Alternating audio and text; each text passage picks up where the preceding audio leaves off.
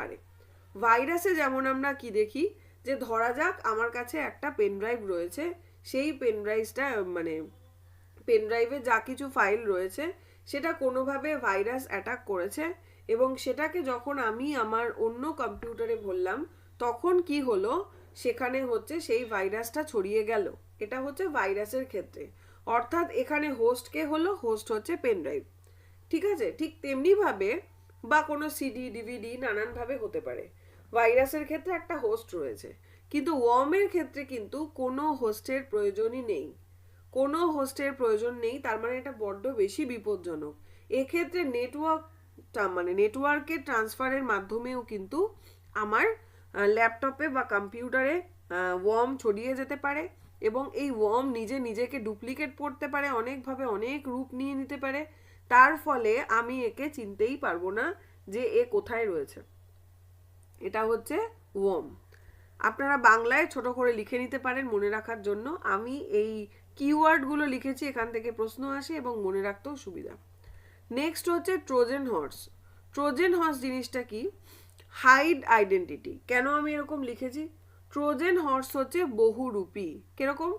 আপনারা এরকমভাবে ভাবুন যে ট্রোজেন হর্স, হর্স মানে আমরা জানি কি ঘোড়া, কিন্তু অ্যাকচুয়ালি সে ঘোড়া নয়, সে হচ্ছে ট্রোজেন। অর্থাৎ সে হচ্ছে কি করছে, আমাদের কম্পিউটারে ক্ষতি করছে, তাই না? সেও এক ধরনের আমরা বলতে পারবো ক্ষতিকারক বিষয়। তাহলে সে বহুরূপী বেশে বা সে ছদ্মবেশে আসছে যে সে ঘোড়া, কিন্তু বেসিক্যালি সেটা তা নয়। সে হচ্ছে একটা ট্রোজেন, এবং সে হচ্ছে আমাদের ল্যাপটপ বা কম্পিউটারকে ক্ষতি করছে। এই জন্যই লেখা আছে হাইড আইডেন্টিটি।